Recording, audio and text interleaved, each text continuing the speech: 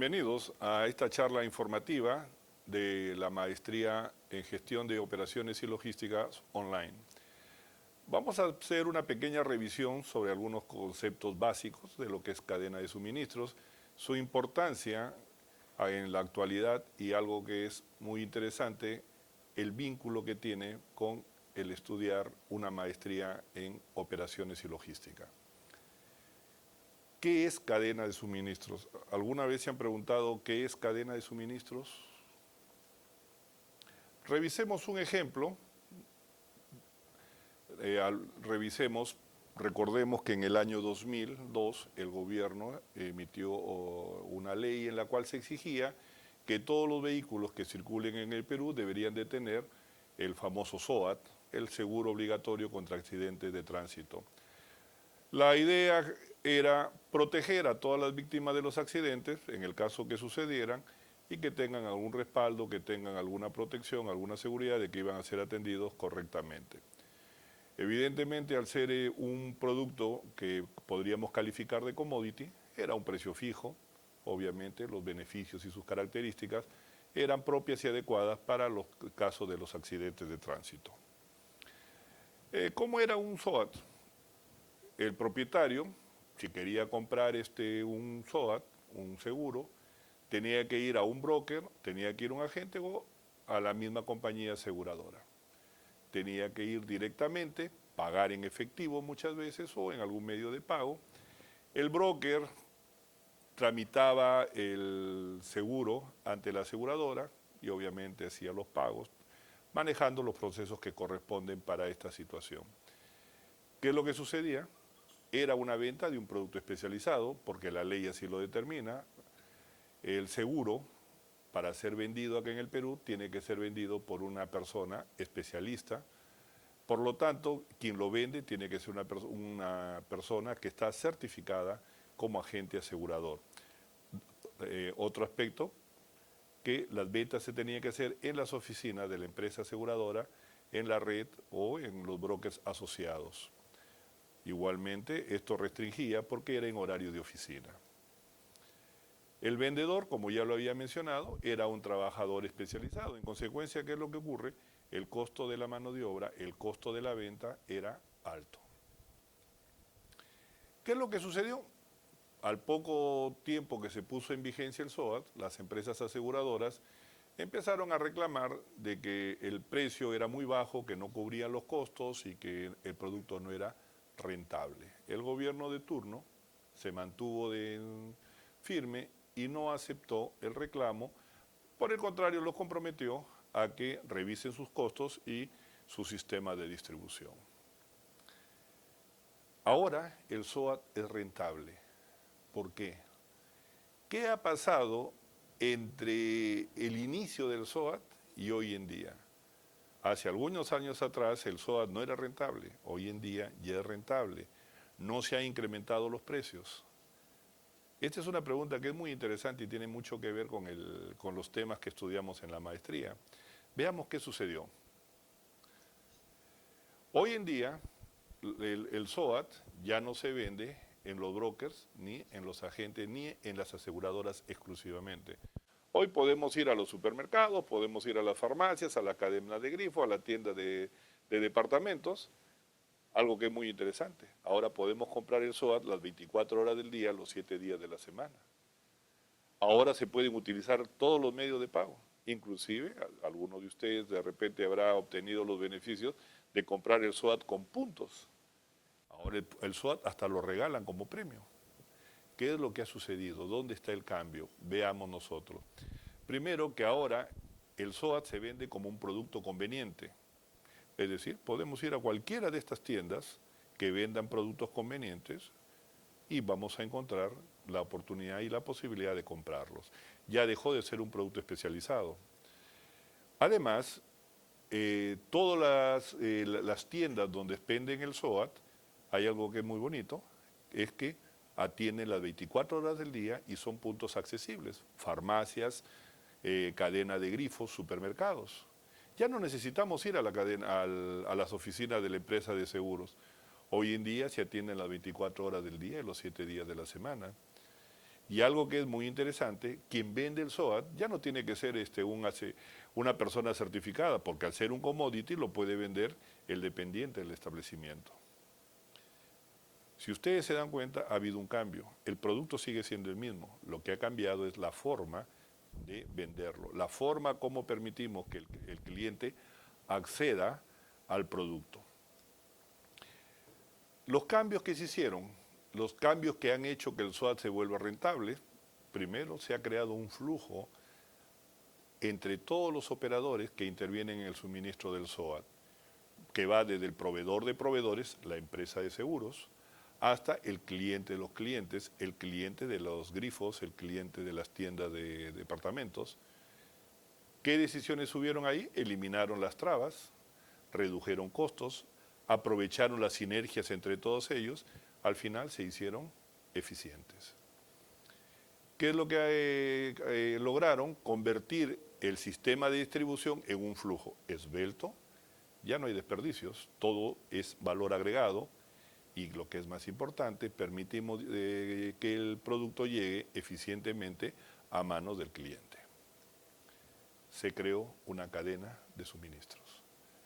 Si ustedes reflexionan sobre este pequeño problema, este pequeño ejemplo que estamos analizando, hace algunos años atrás el producto no era rentable.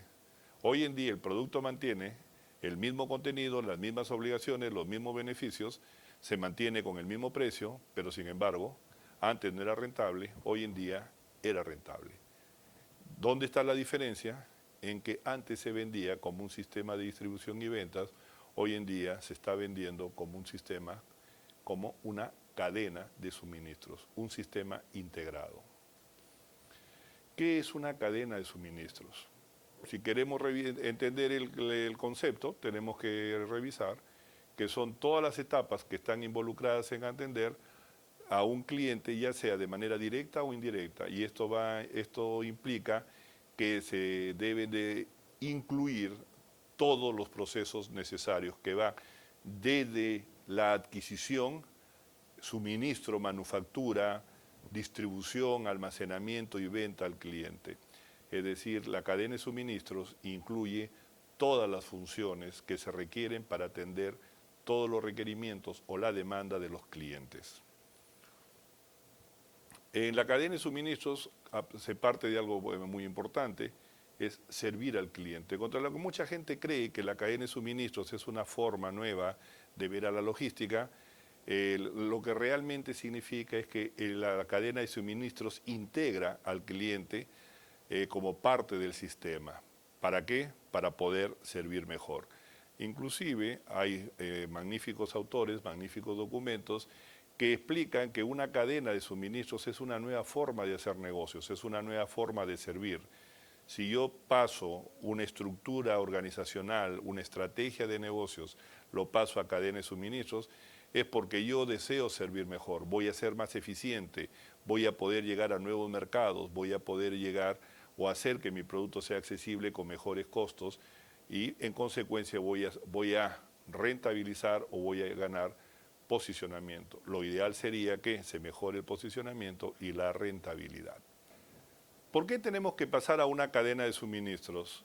Porque la cadena de suministros tiene la ventaja que la podemos analizar por ciclos. Por favor, analicen cualquier cadena de suministros, de las más importantes que tenemos, una empresa que distribuye abarrotes, por ejemplo, los ciclos conocidos, los ciclos que, digamos, típicos, son el ciclo del cliente, que es la orden del cliente, cómo es que el cliente es atendido por el minorista cuando observa que necesita reposición, va a transferir su demanda al distribuidor. Lo mismo hará el distribuidor cuando requiera reposición, que transferirá su demanda a las fábricas y finalmente las fábricas lo harán con el proveedor. ¿Por qué es importante este manejo de ciclos? Un ciclo tiene un inicio y tiene un fin. En consecuencia, podemos gestionar cada ciclo como un proceso. Y esto es lo que da origen a que siempre que hablamos de cadena de suministros es inevitable hablar de gestión por procesos.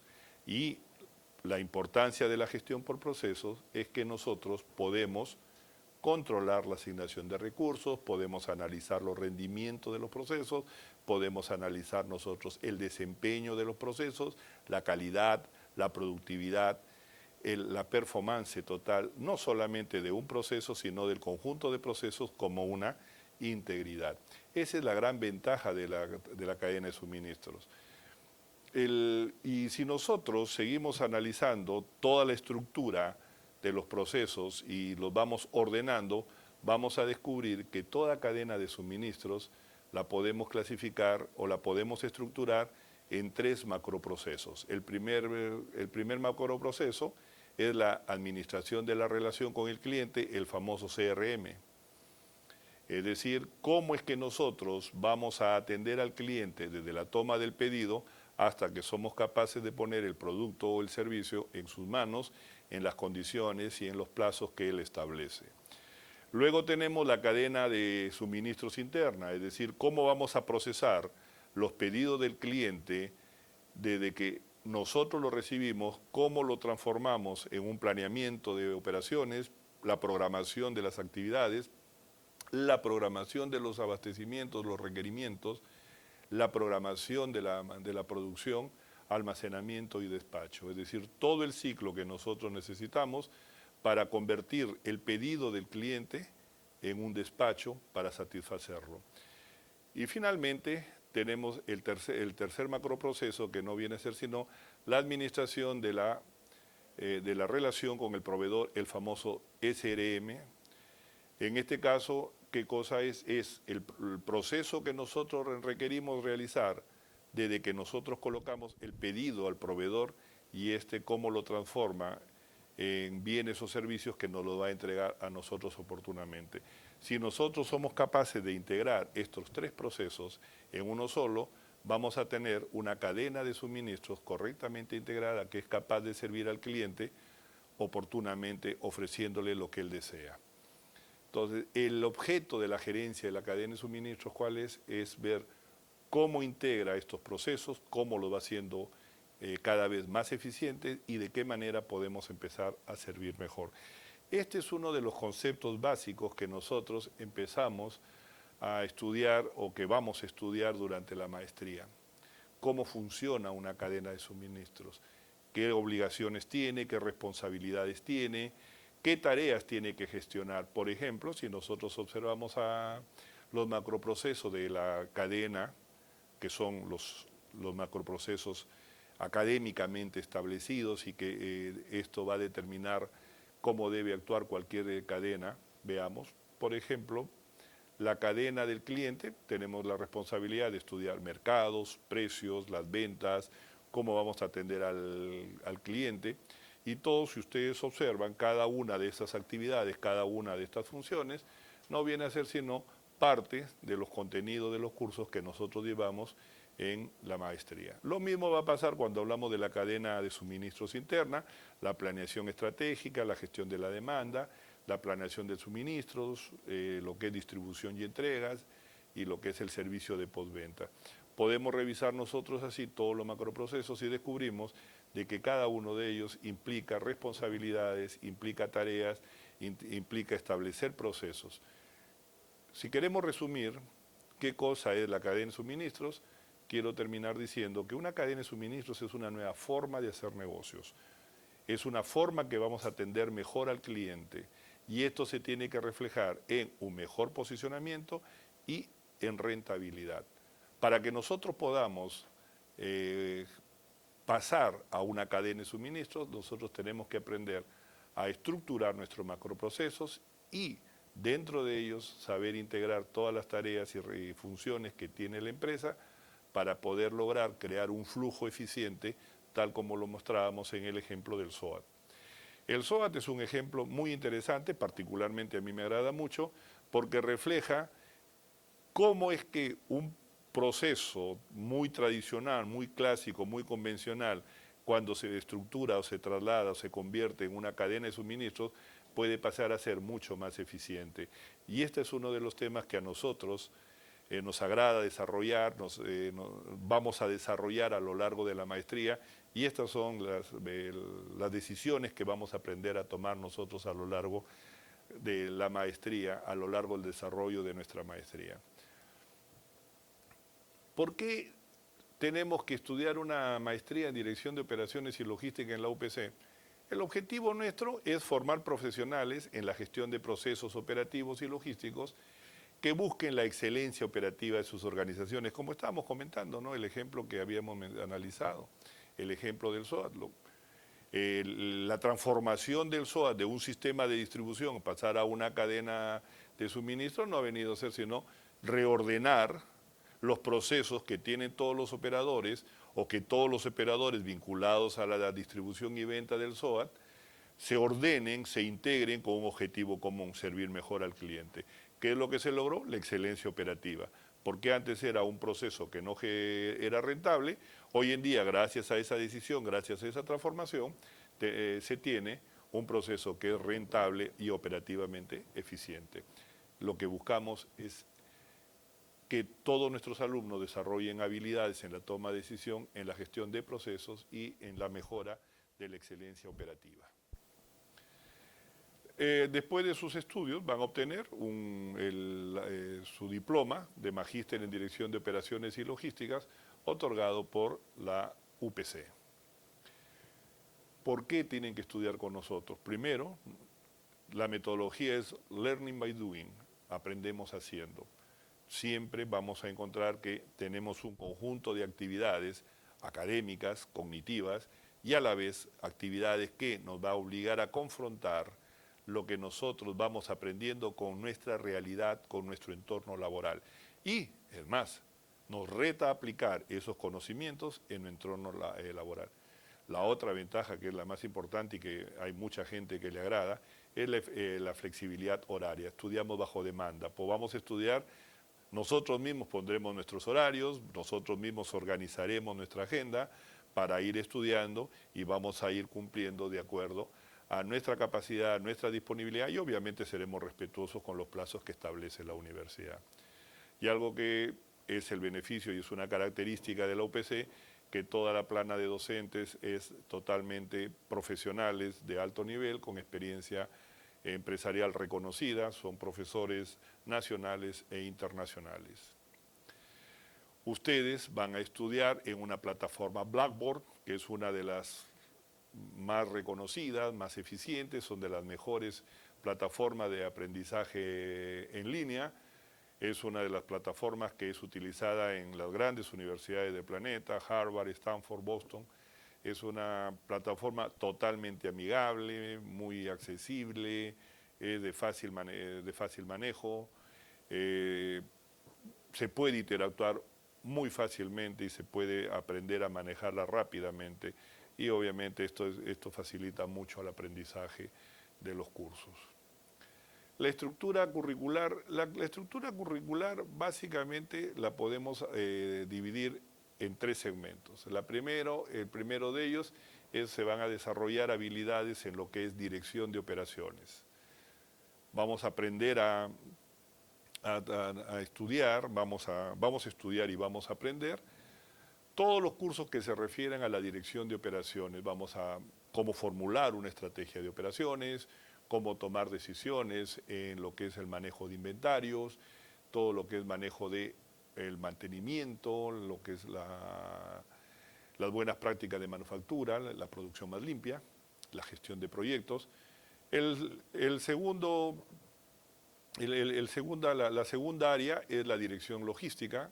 Ahí estudiaremos todo lo que es las tomas de decisiones para lo que es la gestión de la organización, la gestión de las compras, las decisiones de almacenamiento, la gestión de canales y centros de distribución. Y finalmente se terminará estudiando todo lo que es cadena de suministros, el manejo de comercio internacional. Y la tercera área es la calidad y gestión cuantitativa, que son todos los modelos para toma de decisión. Es la parte analítica, donde vamos a estudiar pues, modelación de sistemas, muy vinculado a la investigación de operaciones, gerencia de procesos y calidad total, lo que es modelos y sistemas de costos y finalmente finanzas para las operaciones. Pero hemos hablado las tres áreas académicas. La universidad ha previsto dentro del currículo desarrollar módulos presenciales que están orientados para desarrollar habilidades ejecutivas. Vamos a estudiar ahí inteligencia emocional, todo lo que es innovación, lo que es liderazgo, desarrollar habilidades de negociación, lo que es tema de manejo de comunicación, etc. Y al concluir los estudios, ustedes deben desarrollar, y la universidad ha previsto 2 módulos, para que ustedes elaboren su plan de tesis, de manera que ustedes puedan concluir exitosamente los estudios académicos y también con la tesis a la mano, de tal manera que ustedes puedan obtener su grado de magíster. Más beneficios que ofrece la maestría, la universidad, la escuela de posgrado, tiene los famosos viajes internacionales de estudios. En el caso de la maestría, tenemos el viajar a la Universidad de Florida, al Florida International University, en el cual vamos a tener oportunidades de poder visitar empresas de reconocida trayectoria y son muy exitosas, caso Walgreens, caso FedEx, Amex, Burger King, donde van a tener oportunidad de poder interactuar, conversar, analizar, observar cómo es que ellos gestionan sus sistemas, sus cadenas de suministros, cómo manejan sus procesos, como para que ustedes tengan una magnífica experiencia vivencial observando cómo es que los líderes del mercado gestionan sus procesos y sus empresas. Y como alumnos de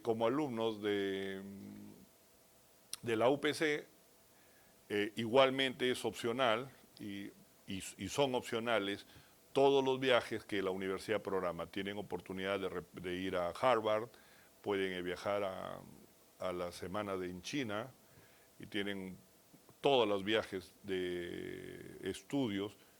Por ser alumno de la UPC, tiene la invitación abierta, pero no se olviden que siempre todos estos viajes de estudio son opcionales que habría que planificar y programar adecuadamente, pero vale la pena aprovechar las ventajas que la UPC les ofrece.